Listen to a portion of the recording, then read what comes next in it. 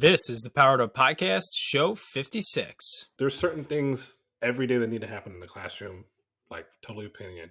Kids need to talk every day to each other. They need to listen to each other. They need to read. They need to write, and they need to kind of be challenged. Like those 5 things that were like the hallmarks of our classroom. We decided to do that.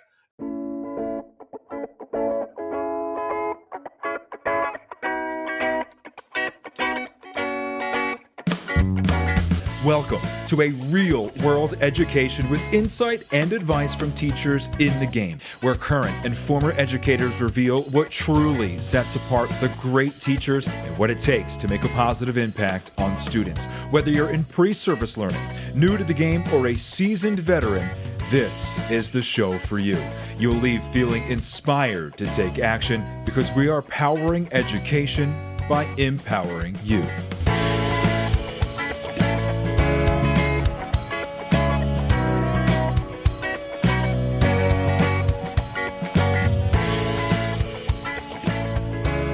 Hey, what's up, everyone? This is Ken Ehrman, host of the Powered Up Podcast, and I'm here with my co-host, Mr. Matt, the Doorman Rogers. Matt, what is going on? The doorman? Why the doorman?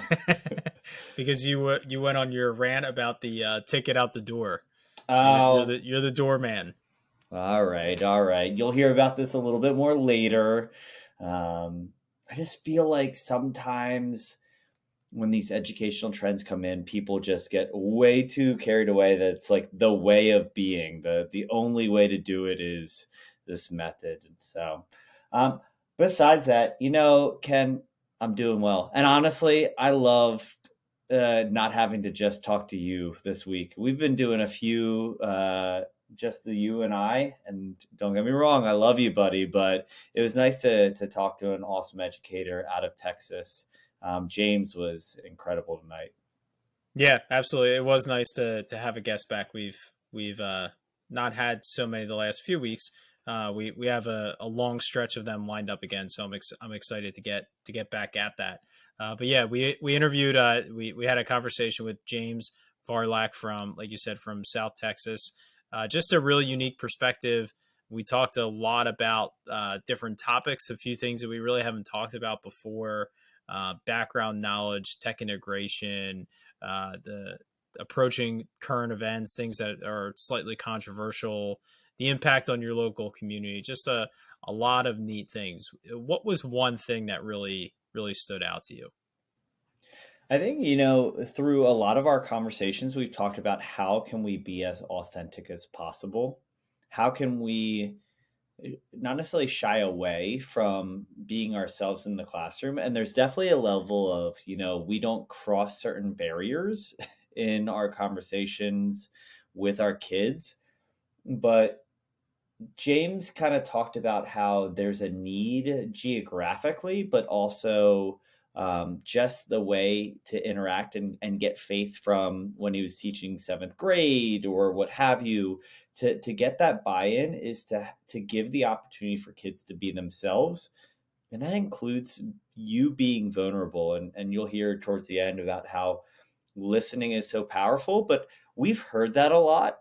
Go to almost any training, you'll hear like listen first, act and speak after. But I felt like through this conversation, as he was kind of wrapping up our conversation, he spent the entire podcast essentially clarifying, this is what you're listening for. This is the why you listen. This is how you, when we talk about SEL, social emotional learning, and how you can incorporate it, I felt like I heard things in that conversation tonight that was like, yeah, that's why people stress it. It's not just a front of saying, hey, you care about the kids and the kids will care about you and happen to care about the learning. I thought that there were some really authentic parts of what he was saying and things that you can directly incorporate just because we care about the kids genuinely. What were some of your feedback and takeaways? Yeah, I agree with everything you're saying, and I really liked the part where he talked about how and why he started to use technology himself and kind of the framework he brings when coaching teachers as a ed tech coach himself now, because it's, he talks about bells and whistles, and you got to avoid that stuff. It can be fun, and the novelty is a piece of teaching, and it's fun to do different things to excite the kids, but genuinely on a daily basis, that's not gonna work out for creating that genuine engagement. And I thought he had a nice mindset and framework for deciding how and when to use technology. So I'd say without any further delay, let's jump right into that interview with James. Mr. James Varlack, welcome to the Powered Up Podcast. How you doing today?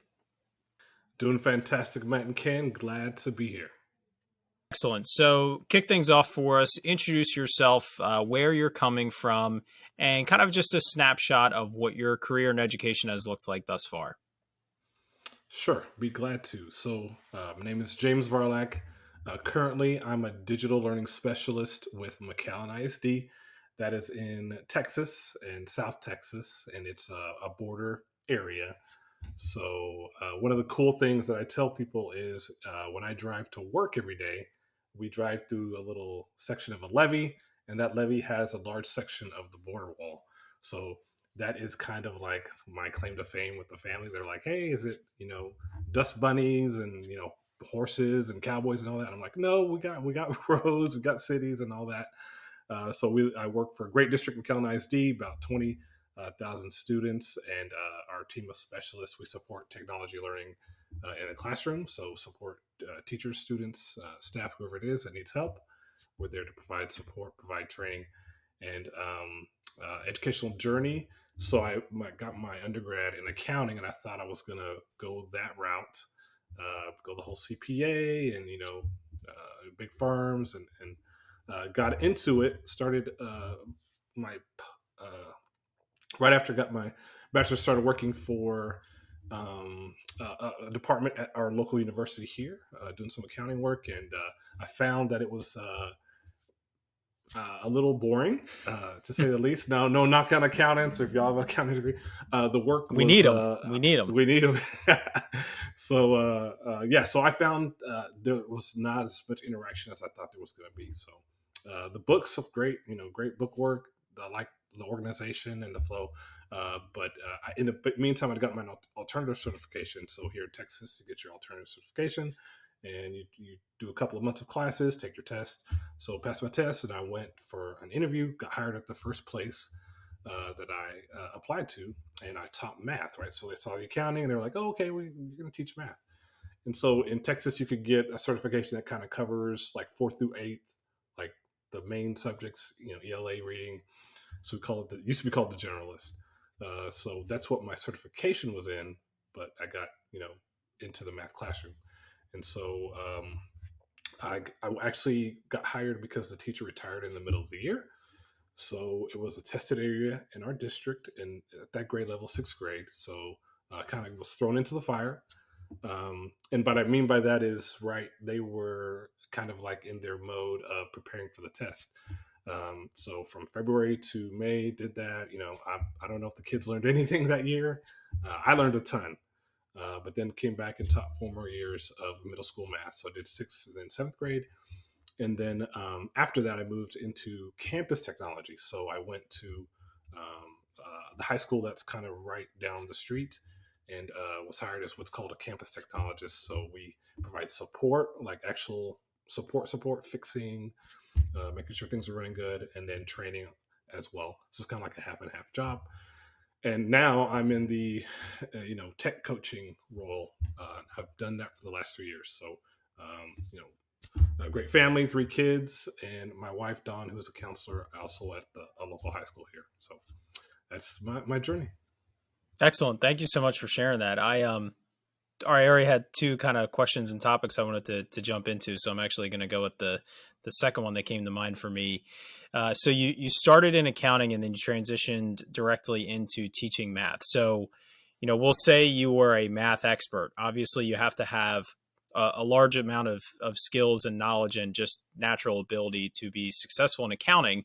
And then you're coming in and you're teaching, just a general population of students math concepts. So in that first year, and even in your second year, Was there any type of struggle with, you trying to teach something that's so easy for you and so natural for you? Because I find a lot of times content experts, that can be a struggle for us, where it's so easy, it's hard for us to break it down or to find alternative ways to get an idea or a concept to click for students. So kind of how did that shake out with moving into that position? So I would say, first, I was like, I would remember how I was taught. So we received our content, you received the scope and sequence, and this is, these are good testing strategies.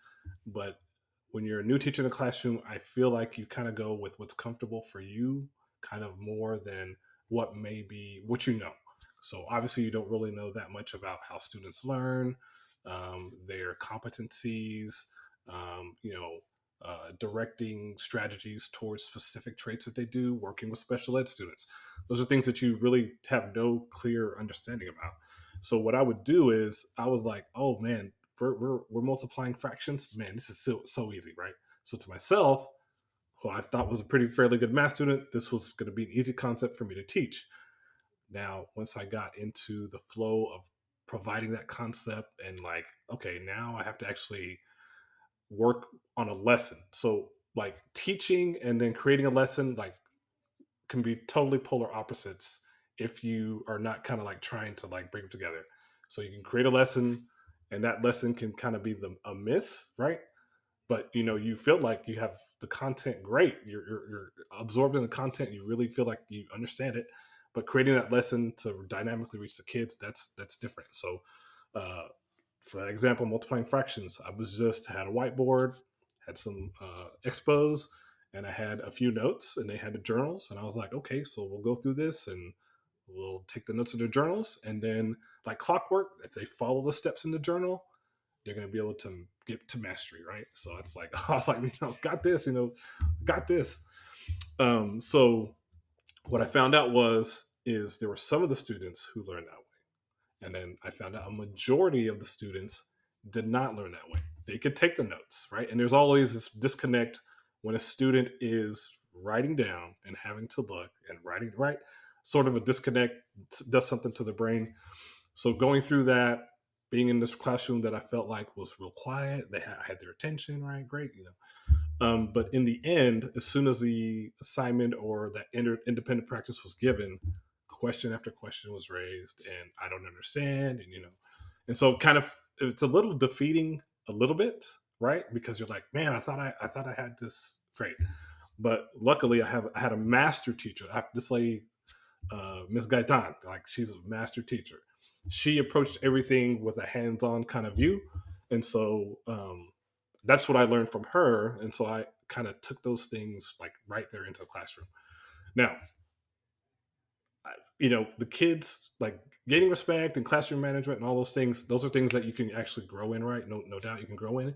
So those are the little things that I felt like I needed to grow in to like be able to take what I knew in my head and then help the kids like learn, right?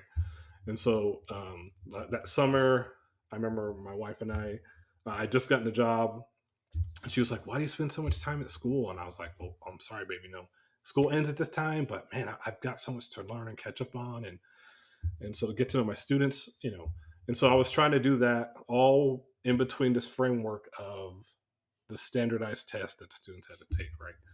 So I would say, I think if you are a master of your content, and I will say that in areas maybe like where the teacher has been a little more seasoned, they've had a lot of years of experience, they can like write the entire curriculum, right? They don't even need, they can just write it. But if you lose the touch of if you lose the touch of uh, trying to place it in like a student's view, or how student is going to absorb this, that is where the content and the learning is going to kind of meet a barrier. So I was always trying to like, man, read a couple books on how students learn. I would go sit in on a lot of classrooms, um, we had some great teachers on our campus, so I would always take the chance and opportunity to go sit in their classrooms and kind of just take a little bit. So after my first full year, which was the next year, I felt like, okay, now I can kind of build a lesson and take that lesson and then get to know my students and kind of put those things together. Hmm. I think that that's the growth of teaching is really the idea of taking the content and figuring out that's the addicting part of teaching, and it almost sounded defeating at first, at least to me, when I would teach concepts and I would recognize that not everyone kind of internalize the understanding, as you were kind of mentioning. The majority of the kids didn't. So you had to kind of figure out other ways that you could connect to the students. I'd love to ask a question. I'm like, can I have multiple things? I guess I'll go this way, not to jump totally far ahead, but what did you do in terms of leveraging? Obviously you grew to use technology pretty fluidly and comfortably because, I mean, flash forward, you're now as a tech integrator, tech coach, kind of merging curriculum with technology. So I'm assuming you leverage that. How do you feel like you capitalized on your resources to be able to teach the whole child or hit more directly um, more kids while still teaching the same amount of time? Okay, so again, living here on the border, we have a gambit of situations that we kind of have to deal with. And so, taking into account things like language barrier, how long the student's been in the United States, um, we were thrown issues like, you know, you know, the border is always a hot issue, but student literally the day before enters the United States, comes and lives with a parent, or he was sent to Mexico, or he or she was sent to Mexico for a time period. Now they're coming back to the States. So language is a huge area, right? So uh, didn't realize that so much because the district that I work in, they mostly are a lot of English speakers, or dual language or second language. Using tech, right? So uh, going into campus, I saw the resources the campus had. For every teacher, there's a nice little cart, laptop, projector, and that was that kind of like the hard devices. But I didn't see anything on the lines of student devices. Okay, they had a computer lab and a couple computer labs the students would go to do typing practice. We had a little math program that everyone had could log into and do an assignment or a lesson. But I was looking towards technology. So, accounting background, went to a little info systems class in my undergrad, and I was like, okay, this is pretty cool stuff. So I liked, how the Google integration stuff was working. How kind of you could share. Like that's the coolest thing about Google is sharing. And so I was like, well, that'd be really cool. So got to campus, saw the hard devices, but also knew that we had every student, staff, and teacher had access to the G Suite, right? Whatever it started out as, G Suite. It's changed so many names now. But I didn't really think about it until I needed to address a problem. So once I had this problem, and the problem was I wasn't really able to connect with my students like daily. I had groups of kids. I started out and we had blocks, and in a block I could, right. I had half the amount of students. I had them for 2 periods, so I could make contact with every single student every single day. Okay. The next year, when I moved into seventh grade, I was unable to do that. We had 45-minute periods, 25 to 30 students each class, and it was a struggle to just make contact with them. So I had a goal that 3 times a week I was gonna just touch base with the student. Hey, how you doing? How's it going? How are you doing in class? Are you having any trouble? Do you can I partner you with someone, another student that you feel like can kind of bring you up? Whatever the case may be. And I always would start with the low students because felt like they needed the most kind of oversight, the most support. And then I was like, okay, well, this is kind of crazy trying to run around and do this 3 times a week. And I felt like I didn't know if I was making an impact or not. So most of that had to do with formative assessing or assessing of some type, right? So you go through the lesson, you kind of get good feedback, you felt like the lesson was good, but then when you're doing the assessment part of it, at the time, everything was kind of just like this paper format, and so you'd have to grade the papers, or hey, guys, we've got like 5 minutes to grade papers real quick, throw them around Twitch, okay, boom, boom, boom. But then that feedback, right? Once you have the grade, it's very easy to just submit the grade, and then that lesson kind of goes as part of your 6 weeks, right? And just kind of goes to the side. So I was looking to do a couple things: assess them, right? It didn't have to be anything super formal. Could be informal, could be quick.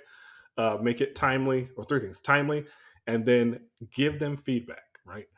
And so Google Forms became a great little tool just to do that, right? The Google Forms is the greatest thing ever. And It so this definitely is. kind of was before the whole. It was the quiz kind of feature came a little bit later, but you can still use it right out the bat. And so spent some time, and what I did is like limited my assessments, right? So like, okay, we're gonna do 5 questions. A quiz is gonna be 5 questions. If I don't have a good understanding after 5 questions, then I'm doing something wrong, right? So I started doing that, and then at first it was like, okay, so now how do I get the students to take this assessment? So I started scheduling lab times. Hey, we're gonna go, guys. You're gonna go in here. I'm gonna put a timer up, and the timer wasn't to just limit them, but the timer gives them that visual, like, hey, I need to be on it right at this time.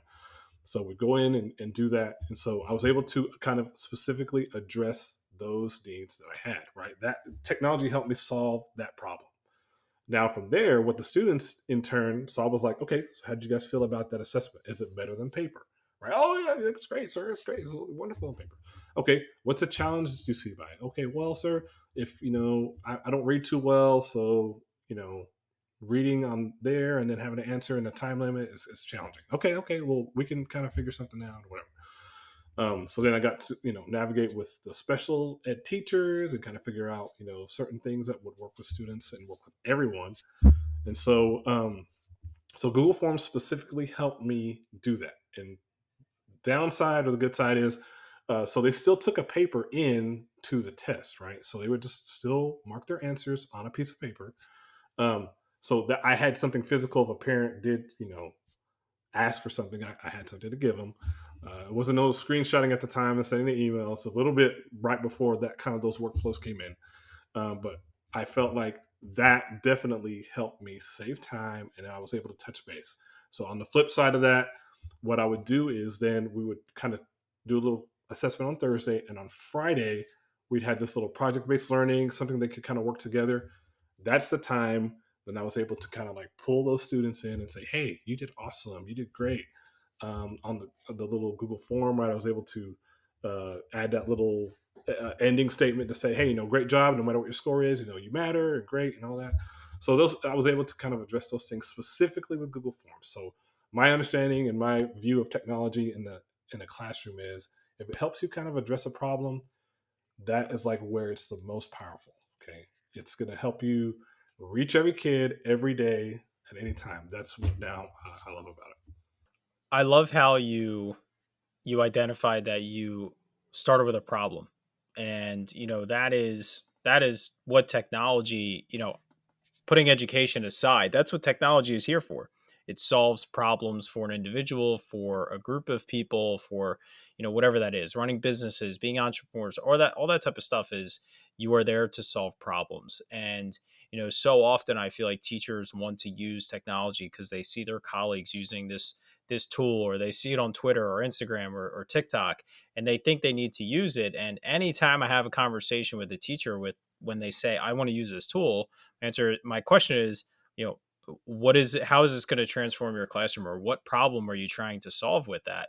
So I love how you identified that. And Google Forms is, I'm right there with you in that fan club, especially probably around the same time, the same years as you. It's such a simple thing, like you said, that you can check in on with students. It can give the automatic feedback now. You can give them the feedback afterwards individually, and it's such a simple thing. when I was doing it in my classroom, I had 10 laptops for 30 kids. It's completely doable because I had them solve it on paper, and the Google form was the answer submission.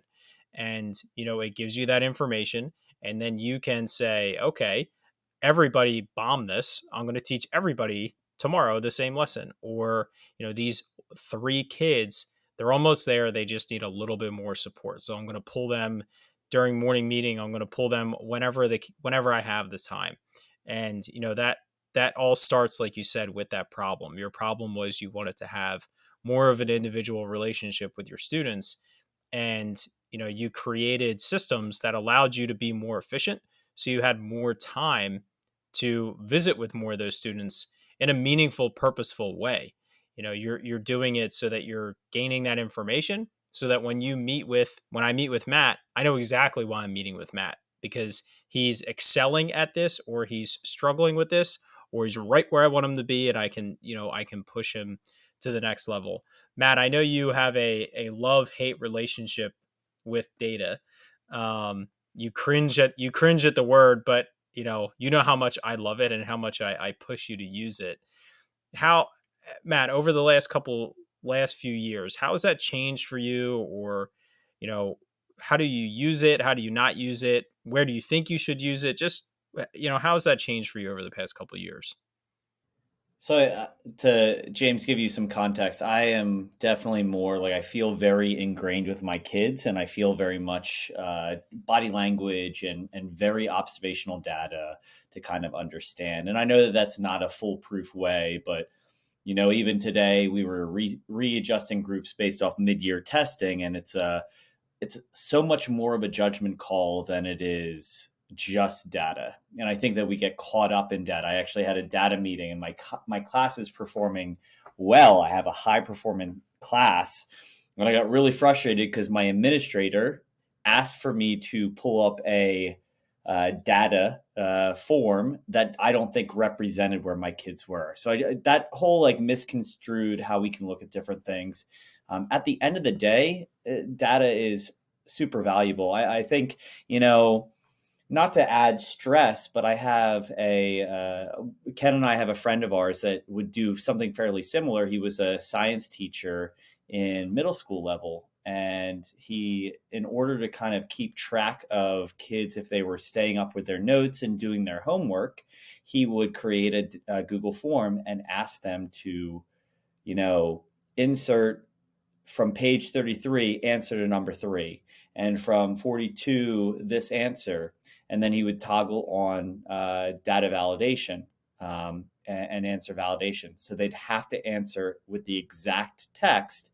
And the simple fact of the matter is, he would know instantaneously within 3 minutes if a kid is submitted or not, whether they did all the work they were supposed to or not. And it was at random. It was kind of like his way to only check kind of a portion of it, instead of feeling like you need to hold them accountable for every possible thing that they're doing. So I've always thought, the leveraging of tickets out the door is obviously helpful, but I almost think that it's too little too late. Ticket out the doors are great for the teacher, for you to sit overnight and process if you are going to reflect. But formative assessment that goes on throughout the lesson allows you to adjust in the moment a little bit differently. That's just my feel of things. Not Well, I think the important piece is that you regardless of whether it's a ticket in the door, out the door, or to stay in the door or in the middle of the lesson, the key point that you said, Matt, is that it's used. Yeah. You use it and you adjust and you reflect and you adjust your teaching. James, I cut you off. Please chime in. That's okay. I was definitely going to say yes. There's certain things every day that need to happen in the classroom, like totally opinion. Kids need to talk every day to each other. They need to listen to each other. They need to read. They need to write, and they need to kind of be challenged. Like those 5 things that were like the hallmarks of our classroom. We decided to do that, and I think formative assessment can be done at any of those times. And when I understood, like, okay, you can kind of do these checks during the lesson instead of like waiting till the end. We had summary, so I hated. I was a quiz person, which is great, But I love to give the kids a little summary. Tell me how you learned it, what you learned, how you learned it, right? Today. It could be anything. Two or three sentences. And I tell you what, I got in the habit of just making it like a check instead of really absorbing what they told me. So I would come into class and the next day would be like, "Sir, did you read what I wrote?" And I'd be like, "Oh, well, haven't gotten to it, but I'll get to it," right? So yes, I love data as well, but I do think we kind of, so like when I first came to classroom, like you said, I was like geared to the data is going to help you do this, and only this data will help you do this for this kid or whatever, right? So having that data was great, um, but it sometimes it doesn't measure, the challenge that the kid's having, right? It doesn't measure the heart that a kid put into an assignment. It doesn't measure their growth. I mean, you can see like some kids, right, give multiplying fractions, right? If they were able to do 2 out of 3 steps, maybe they could only do 1 step before, right? So all those things kind of still have to play. But I mean, I'm never gonna like say data is whatever, because it is a very valuable piece. It's just how you kind of, like you said, you have to use it, you have to kind of look at it. And I had a friend who his administrator did the same thing, just kind of put him on the spot and was like, "Hey, so I know we've been doing this whole data thing, can you kind of tell me what your thoughts on it are?" And he's like, "Well, I mean, I use data on a different way." And then I kind of started another conversation. So yeah, totally like those sentiments. I should just say real quick, if my administrator's listening, of course I care about data, right? Like it does matter. And we're in that phase right now that even coming out of a meeting like that, I am still reflecting. I am recognizing that, what pacing could increase, or how do I create smaller groups to create other opportunities? There is plenty of good, and it really is the basis of good instruction. But I think sometimes, as an early educator, I got too caught up on a certain aspect of education. And I sometimes feel like data is something that, people feel like is so important that they gravitate towards data before they gravitate towards recognizing kids and how they perform. And I would rather go in that direction and add the data knowledge after the fact. So. Yeah, I was going to jump in and say, as you were talking about that, James, it's kind of like, the traditional big brother relationship. Your big brother, beats you up, teases you, picks on you, gives you wedgies, tortures you. But the moment someone does that to your little brother, the big brother is defending, that little brother, and pushing away the bully, or whoever is doing it. Data is kind of the same thing. Like when other people look at the data and just try to generalize the students, generalize where you're at, you get very defensive about it. But when it's your own data and you're using it to personalize the learning experiences for your students, and you're doing it to make sure that you're providing them what they need in support or what they need in enrichment to grow, that's where the power of data comes in. It's like your own personal part of the room. And Matt, like you said, the most important part is that you know the kids. You have to understand them. You have to understand that, when a student is struggling, how are you going to support that student? And that through the relationship you have with them. The data just identifies what skills you need to support them with that. So you've mentioned it a couple times, James, about the border being part of your local community. So I'm just curious if it was ever part of your instruction, or maybe you've supported teachers, or it's just been ingrained in your schools. How are you taking current events and things that are happening and being seen on the news and being talked about in local politics and national politics? How does that have an impact on the culture of your school, or even just daily lessons where you're addressing that? Current events is usually a big part of social studies classes, and it has a much different feel when I'm talking about a current event of something happening across the country versus a current event happening in my backyard. So just curious, like, how do teachers approach that type of instruction, or how it's kind of ingrained in your classes?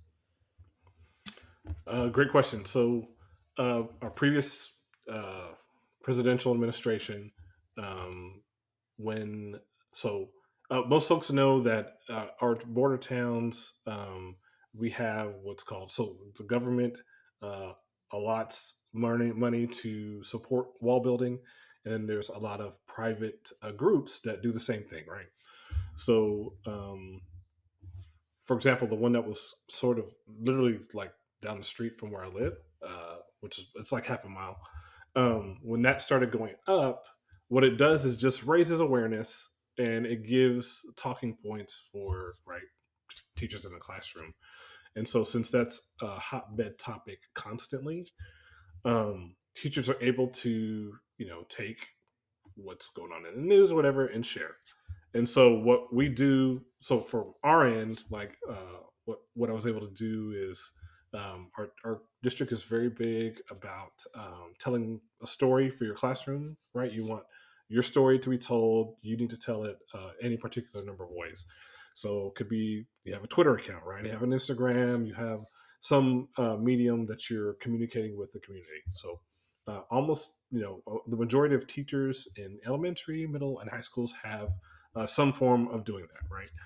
And so what we're able to do is kind of just fine tune and point them to resources. For example, when the wall was going up here, there was a couple of folks that were protesting the building, that were going every day and sharing, and the actual building, what was going on, like how much progress is made this day. The time is coming when we need to act, and things like that. And so we were able to point teachers to those conversations, right? And so um, if I was sharing, like, we were giving a session on Twitter, it would be, oh yeah, yes, it's great to be connected. You get to learn and all that, but actually look what's going on right now in our backyard, right here in Mission, right? I live in a town called Mission, so I was able to point them directly to that, show them that account, and then I was like, okay, so now that we have this, what is something else we could do? And so we posed a question to them. I got some great responses. Hey, why don't we go to Google Earth and show them kind of like this area, right, on Google Earth? Because some of the students can't actually go here, but we can show them on Google Earth. That's a great idea. Why don't we try doing that? Okay, why don't we see if we can find out if there's anything online about who these groups are that are funding this, or groups that are raising awareness about it. Why don't we do that? Okay, great. Yeah, let's find. That's a great idea. We could try that. How? What about having just a conversation about what a wall is, right? What a barrier is. Do you have barriers in education? Do you have barriers in your classroom? Do you have barriers at your house? So we pointed to things like that, and so the community leaders are always willing to jump on a Zoom, right? As soon as Zoom blew up, like everybody was wanting to get in the classroom and like, hey, can I come talk to your students, whatever. So doing that, you can get with community leaders. So we have leaders who are active with ball, with the wall, with helping students, social services, finding those type of things for students that are just coming across. So we had a lot of people that were connected, right? In schools, everyone knows each other. Our town is about 45,000, so everyone knows each other pretty much. So, but they're able to, contact folks with healthcare, contact folks that work for the government, contact our local chamber of commerce, and bring those people in and have conversations with them. So, the one teacher that specifically mentioned the Google Earth, it was good because I pointed her to a quick little video on how to use Google Earth. She had just gotten a nice projector for her classroom, right? So she was able to use her laptop, go and show this area, show the street view, and it was pretty cool for the students. And then they had a discussion about, her discussion was on, okay, so if this wall is, it wasn't, she was trying to keep the politics out of it, but saying, here's how they build a wall, and now do we have barriers in our classroom? How can we, get rid of our barriers to learning? So I felt that was a pretty cool lesson that she did. I mean, I think the main thing is to ignorance is not always bliss, and it is a learning opportunity, and it's how do you handle a difficult topic with grace, and turn it into lemonade out of that lemon situation, because everyone has their own different view on the whole situation, and it's probably not the conversation that you want to have across dinner, let alone in your fourth period class. And it reminds me, we had the chance to talk to an instructor from Flint, Michigan, and one of her big projects was when the water crisis. Jessica Matthews, she was a high school, or I guess is a high school.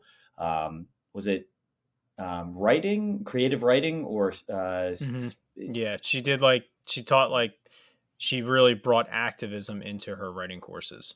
so there was this element of like viewing it as a, instead of poor me or whatever your view of it might be, how can, under the professionalism of a great educator like yourself or Jessica in that situation, how can we change our own mental picture? Because we're going to see everyone's view of it on the daily basis that anything's happening. So really interesting to kind of hear your side of things, and how, what you take that as, again, a learning opportunity. How can we make that at certain points, obviously there's times that you want to talk about other things, but when it's necessary, how you can capitalize on that, because it's going to be engaging, it's going to be more intrinsically motivating, which leads to higher understanding rates if it actually affects them.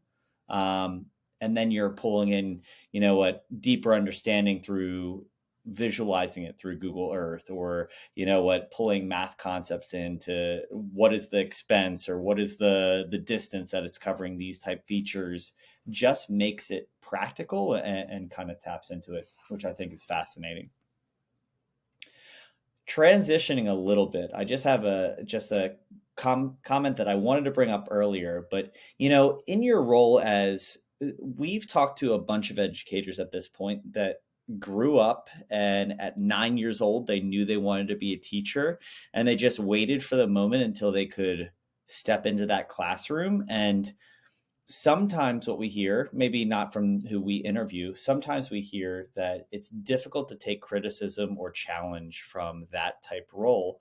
As I don't know if I would consider education a second career. I know you had a fairly short accounting career before getting that additional qualification to teach, but you had real world application um, before you came into the classroom.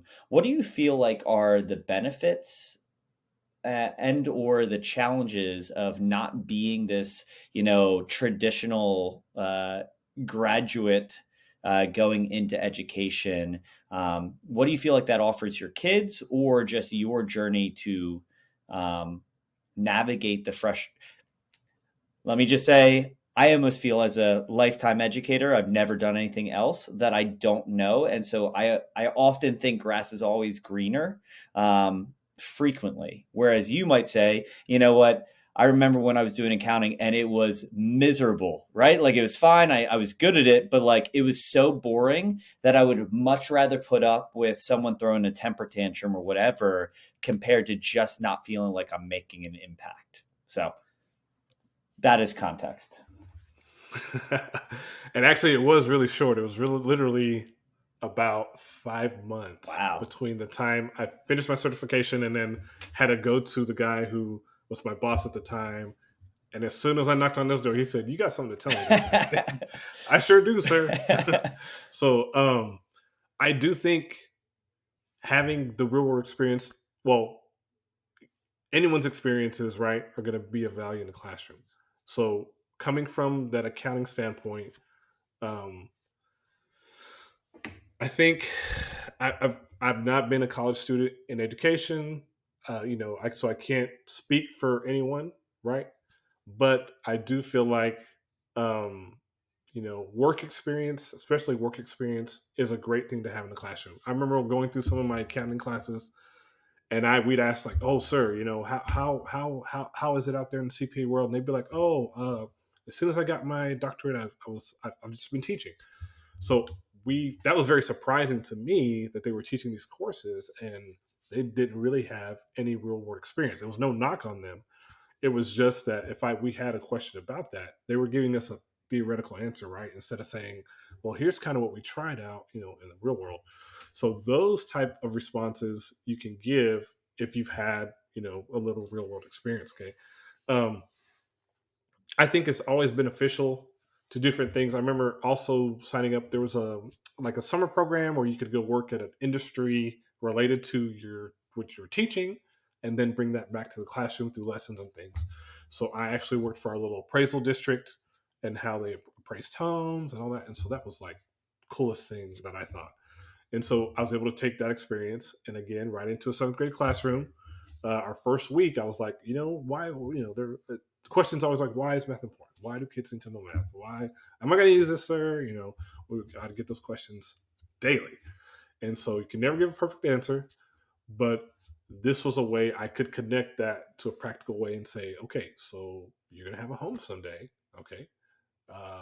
You have to have a job to pay for the home, but here is how the county kind of takes and thinks your home is worth this. And so what you have to do is say it's worth this, and then you have to go talk about it, and then the committee's going to decide and all this.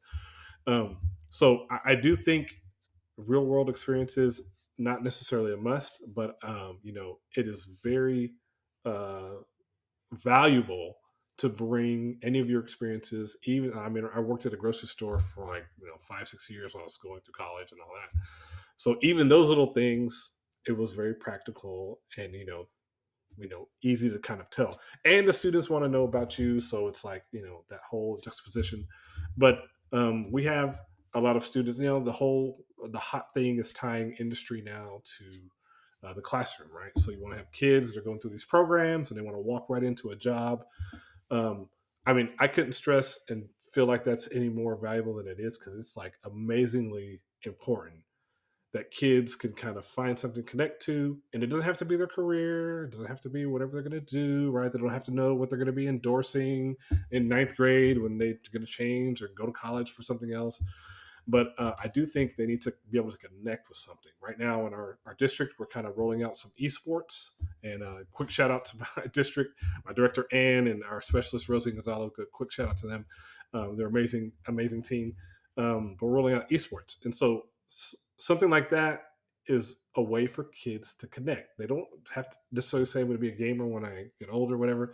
But we're able to take some of. We had a local esports company come in, and they put on a competition, and the kids were able to see kind of like the back end, setting everything up, and how it's going to run, and uh, how the network needs to be, how the setup needs to be. So small things like that, right? So I do think it's valuable, and I would definitely say I needed more training before I got in the classroom, because that was just me.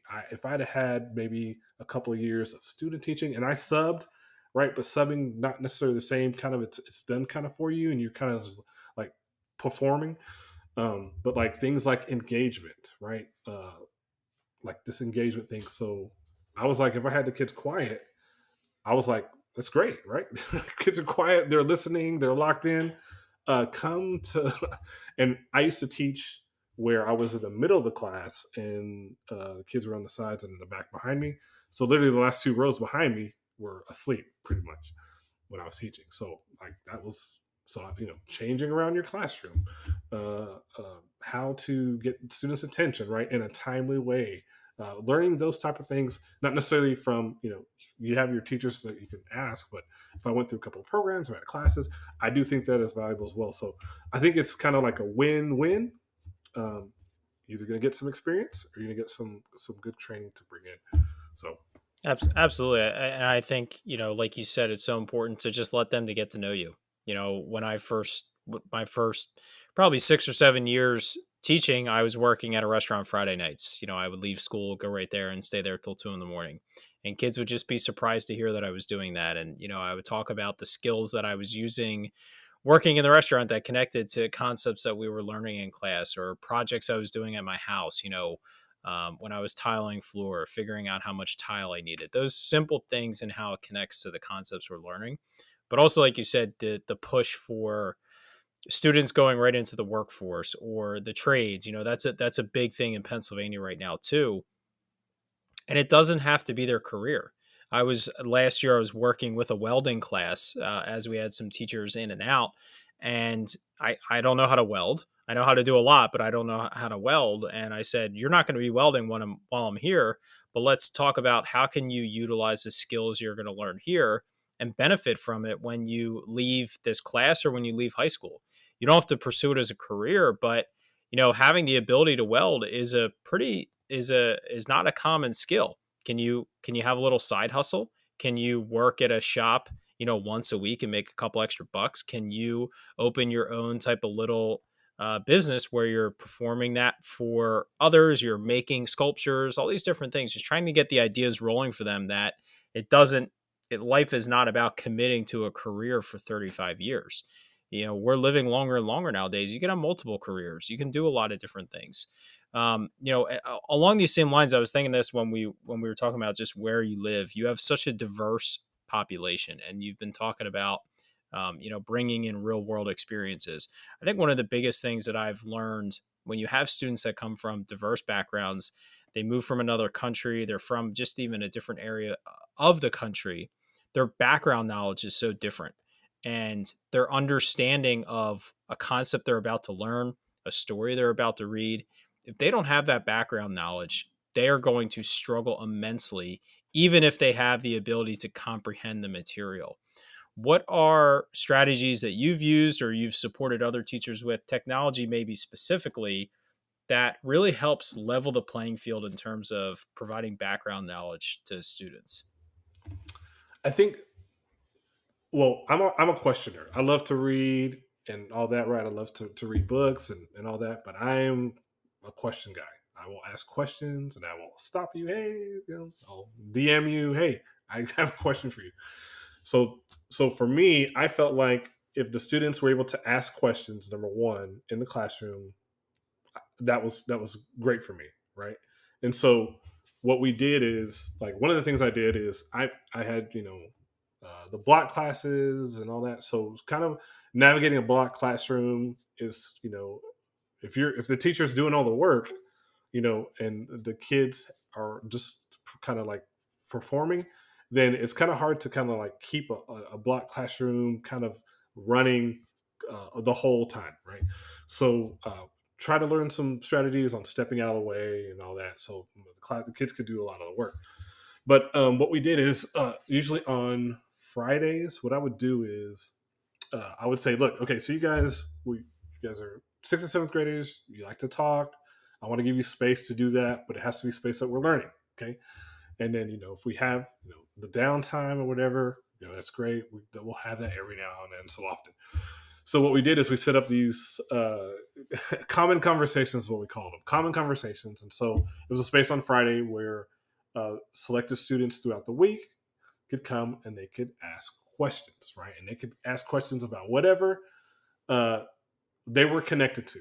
So it couldn't just be necessarily like, oh, something so totally random that was whatever. If it was something meaningful to them, they could ask a question about it. And so what I learned from that is they would ask a lot of questions about myself. They'd ask about my background, my culture, my siblings and all that stuff.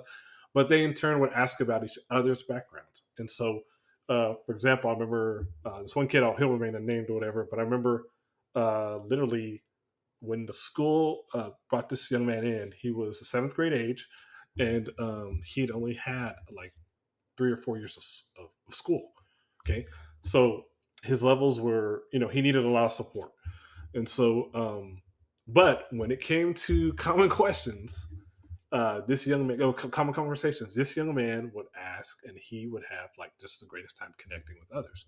Because he felt, until that time, he felt like it was just like he was having behavior issues.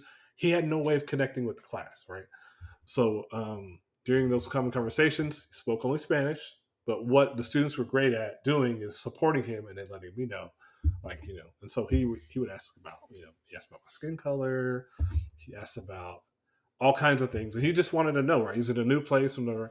So anyway, we had those common conversations, and so it turned into a time of sharing. So the students actually looked forward to that, and we always tried to keep it to something they were connected to. Like we would talk about sometimes if something came up, kids like, I'm dating myself, I'm guessing, but One Direction was this great right band, and the kids were like, so something that they posed is like, so sir, why did they break up? Right, that was a question. I remember we talked about that like 2 Fridays in a row. I was like, wow, you guys was really like your music, right?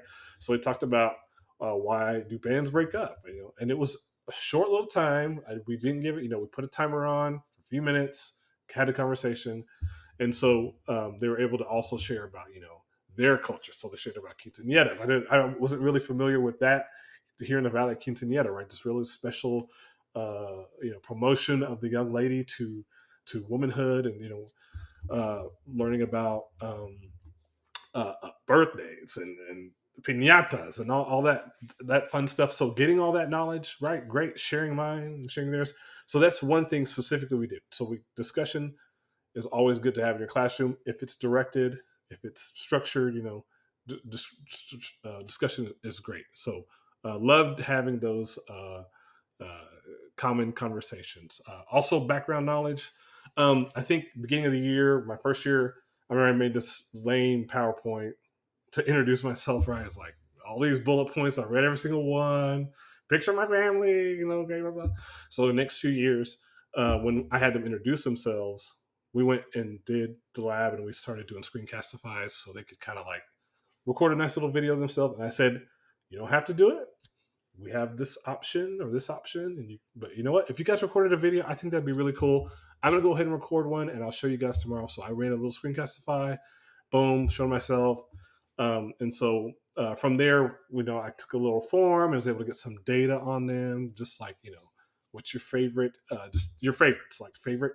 What's your favorite band? What's your favorite sport? And so then in turn, taking those things and kind of like helping the kids. So like if it was if a team really liked the Cavs, I try to like find something to kind of tie a math problem into the Cavs or whatever. So yeah, so getting data on them, number one.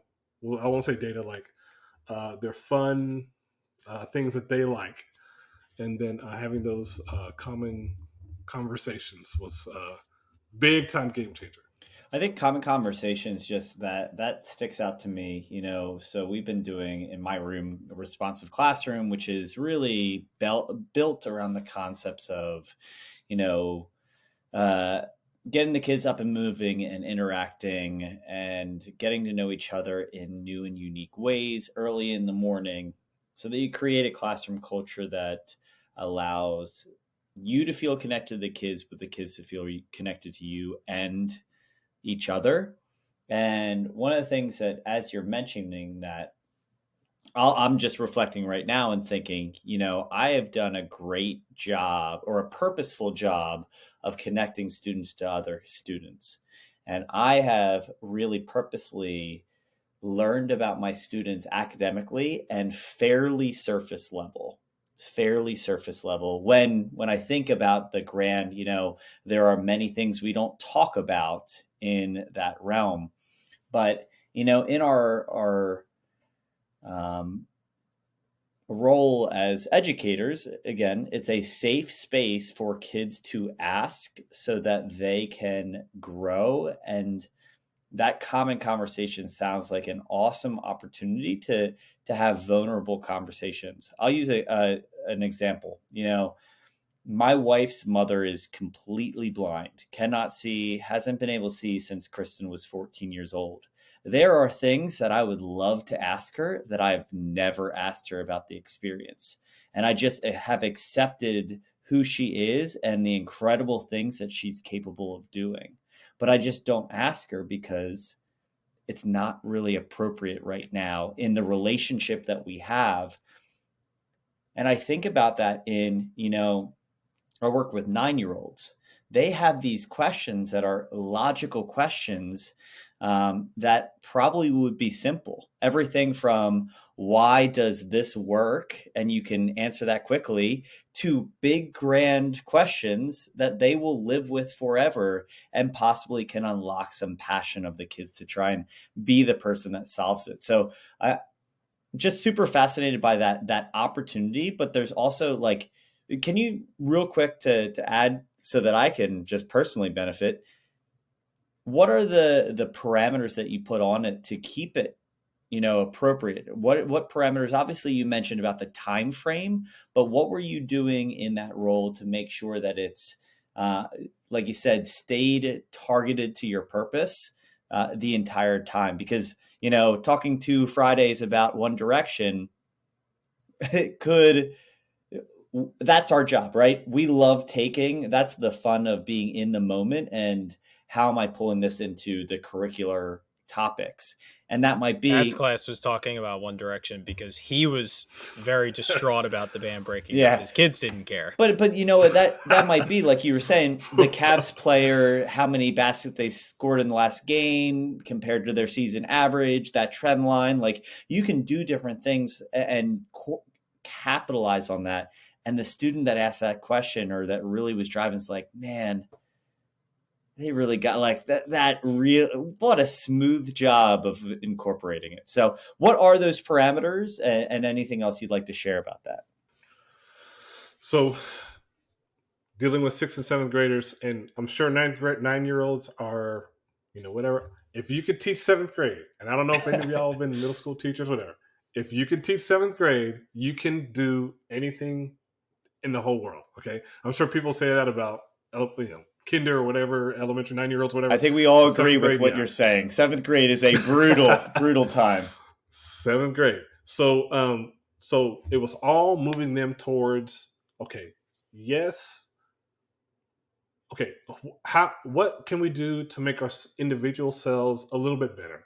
So things like, okay, if we want to have these common conversations, we need to agree on certain things. If you could write it down, number one, come in written down, a little note card on your notebook or something. That way, at the time that you're thinking about it, you have it ready, right? Because sometimes we would start the common conversations, and I would ask the student, hey, it's your time. You kind of this is the week that you wanted to do it, and they would say, "Oh, sir, I don't, okay, we're gonna move on."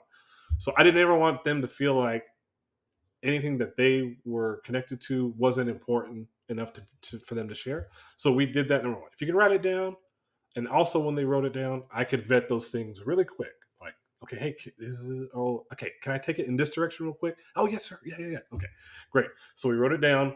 We set a little time limit, right? So it was block class. So I gave them the last 10 minutes. And in the last 10 minutes, we had to have the conversation, and anybody could share. And what that means is I kind of would guide it, but I would really not talk that much. I would do majority of the listening.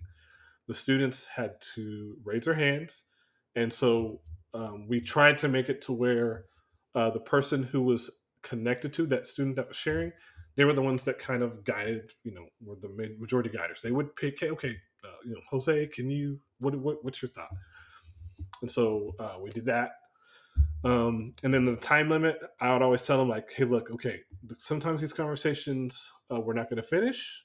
You know what? I would definitely love to finish them, but we may not finish. But what's something, if you want to continue sharing, what's another way that you guys want to share?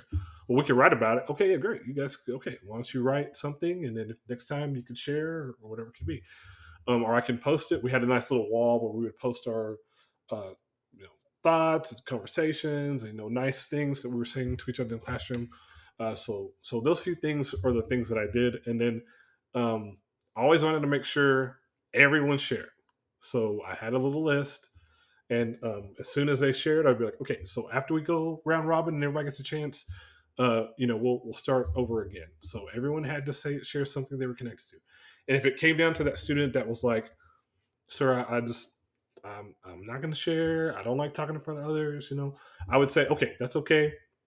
Is there something that you're connected to that I can kind of lead the conversation and you can comment on?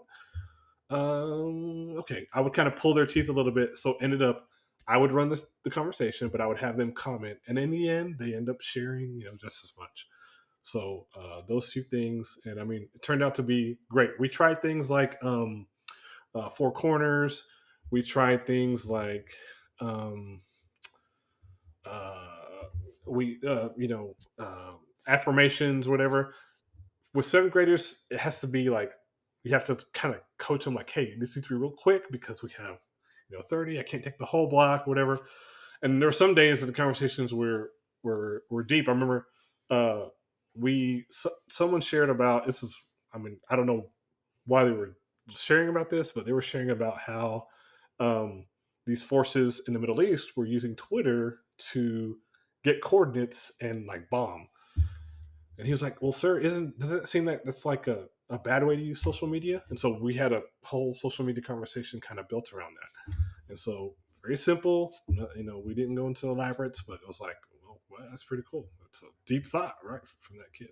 So yeah, those are a few things that we did. Yeah, it's deep thought, and it just, you're taking small chunks to expose them to different ideas, to expose them to different topics. There was probably a lot of kids in your class that could care less about that topic, but there was maybe one, maybe three, maybe 10 that thought it was interesting, and maybe they went home and they read an article, and now they're becoming lifelong learners. So, taking those small bite-sized chunks to do things like that, to connect with your kids, morning meeting, kinesthetic activities, those different things, it's small. And when you do it more, you become really efficient. Your kids become really efficient. It doesn't take much time, but that really piles up. When you get into the meat of the year, all of those efforts and times really brings the class together, and you're able to accomplish so much more when you're getting down to the nitty gritty of the lessons and the learning and the standards that you're teaching. So I don't want to cut this conversation off, but I do want to jump into our final segment that we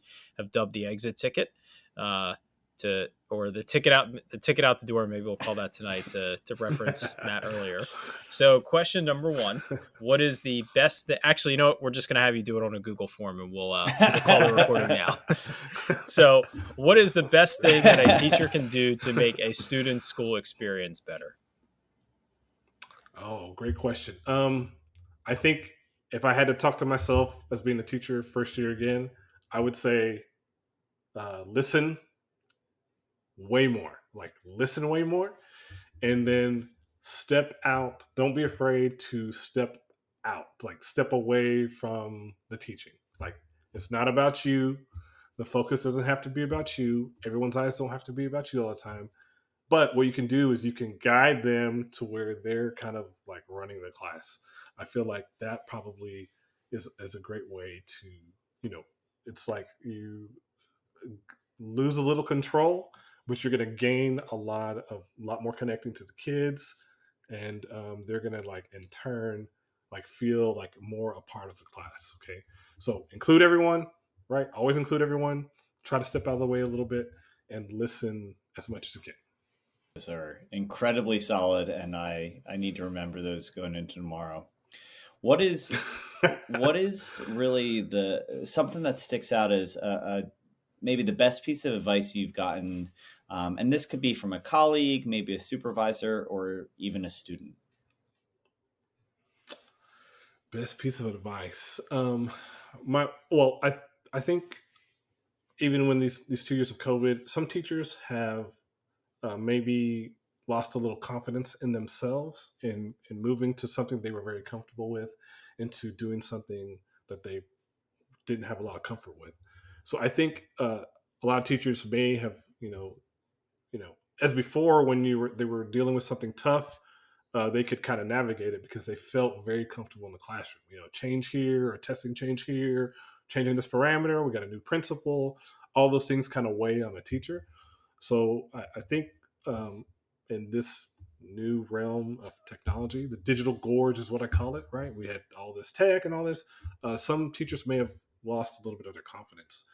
So the best piece of advice, actually, my better half, my wife, Dawn, always told me if you stay confident and true, like just stay confident, you'll be able to kind of navigate all of the changes, right? So regardless of whether you've had the training or you're missing this or you feel lackluster, if you stay confident and know what your heart is telling you is true, and like this is what I'm supposed to be doing, then you're gonna learn, you're gonna grow, you're gonna mature, right? And then you're gonna be able to then look back and say, wow, that was a great time that I was able to grow in my career and in my life. Ken's going to yell at me, but I have to give this feedback. I think that that's awesome. Awesome advice. And I often think that a lot of times when we make judgment calls that we feel are in the best interest of kids, that opinion can change but you can never have fault if at that moment you thought it was in the best interest. So if you're confident and true and doing your best, then you're doing it right. And that can change 1,000 times, but no regret in that situation. So I love that answer. Wonderful. But moving on to the next one, right? So we know that there are heavy times. When you were in the classroom, there were times that were challenging. And now, as a tech integrator and support to your staff, mainly, that school year kind of goes in those waves. There's our days that we struggle to just survive and get through. So, what is something you could share to every educator that needs to hear how to power up to push through those moments of struggle? Powering up. Okay, so quick little mini story. So when we decided to have kids, I had been in the classroom like 3 years already, 4 years, 4 years. And my wife had been in the classroom for 3 years. So we were going into this new realm, right, by having a child. So we had our son, and so the best thing that I was able to do was I felt like being 4 years in, I kind of had a good rhythm, and so I had to decide to say no. And what that means is I was saying yes to a lot of things, and we have a little saying in our home: we say yes to the best and no to all the rest. And sometimes that means you're saying no to some really great, good choices, right? But what I did is I decided to say, at 5 o'clock, I'm going to have to stop and just go pick up the kid, go be dad. And my wife is going to get that time to leverage and, continue to perfect her craft because she felt like that's what she needed, right? So I would say, right. And part of that was to provide care to my son, right? So I think if you cheat towards home, you're always going to like have things in a great perspective. I know we are all workaholics. Usually, educators are workaholics. It's an undiagnosed, illness that everyone has. But working from 6:30, working until 7:30 and 8 p.m. at night is really not the norm, and it really can just be very taxing. So I think, yes, we can work smarter and all that. The classroom is just a monster, and I totally get that. But sometimes we have to make some tough decisions, and so for us and for me, that was a tough decision. So deciding to say no meant that I could had some time for self care, really get some time with the family, and that will definitely transform your teaching. I remember it just does. You transform your teaching. My spouse and I, we had this rule where we would never talk about like what was going on in the classroom or whatever. But when I started doing that, we had some amazing conversations about how to teach. And so for us, that's just what it was. We had time. So one of us was available for kids and all kinds of stuff like that. So I would say if you want to continue to power up, let your yes be your yes, let your no be your no, and just stand that ground, and everything's going to work out, no doubt. I love that.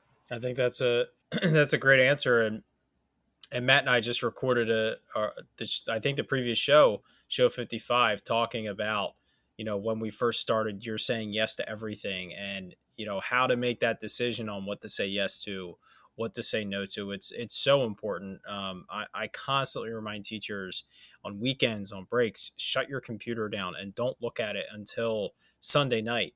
You have to turn it off, because when you turn it back on, like you said, James, you are better. You are bringing a better product when you're working less, because you're bringing a new focus and a re-energized, power up version of yourself. So the last question is: it's so easy to fall into facilitating a repetitive classroom. So what do you think separates the teachers who are constantly seeking to change, innovate, and incorporate new teaching strategies into their classroom? I have to kind of quote the great Casey Bill. They are able to bring dynamic learning to the classroom. All right, static learning is repetitive, I think. And right, routines are great. Students need structure; they need routines, but our lessons and their learning should be dynamic, which means it may not necessarily look the same way at any time. It could always be dynamic. I can, change part of my lesson. I can, add technology. I can have, put them in groups. I mean, you'd be surprised at how many teachers are so comfortable with the things that they're doing that they really don't necessarily want to kind of like, step outside of that. It's like almost stepping outside of themselves because one part of themselves is like I just have it and I know this works. It's great. It does work, but we have to remember that it's the learn. We're not the ones learning. It's got to be the students, right? So dynamic learning, I think, is what separates teachers that are trying to be innovative. And I have to always remember and do this in our district as well. If a teacher is like learning something small, they make a small step. To me and to them, I have to take that as they learned something dynamically. They were innovative, right? Because crawl is still movement. It's still progress. So something, you know, I've had to learn that and kind of like take a step back just because they're not like taking this tool and using all the bells and whistles. It's great. I have to remember it's not about the tool. It's about their learning. And so I think teachers that are growing and trying to be innovative, they're changing because it's purposeful. They want to give their kids a new experience. They want to have the student that never comments or anything say they were connected to that lesson. So I think they're just trying to continue to reach the heart of kids. I think that's what innovation is. It's just an engagement. To me, that's what engagement is. A student connecting with the lesson. That's what engagement is. And so I think those are what the educators that are trying to be innovative, that's what they're trying to do. I've I've loved so many of your answers, which leads to the last part is how can we continue this conversation? What's the best way that, James, we can continue to learn and interact with you, um, kind of keep that conversation going? Awesome. So my wife and I host an Sunday evening Twitter chat that right now is kind of in the lab phase. So it's in the lab. We're probably going to pick it back up. We don't know. We have one scheduled for the February 20th, but that Twitter chat is called the hashtag RGV EDU chat. RGV here, Rio Grande Valley. That's the area that we live in. We're connecting educators with uh, themselves, around the community and around the world. Also follow me on Twitter and Instagram at James Varlack, and definitely love a follow. Definitely want to interact and connect. So that's what's kind of going on with us right now. That's awesome. Thanks for sharing. Definitely give James a follow if you have not already. I we did with our Powered Up platform, and I made sure I did that today as well personally, so I can continue to stay in touch with you and learn from you. And if you haven't already, give us a follow as well. I'm at Ken Ehrman.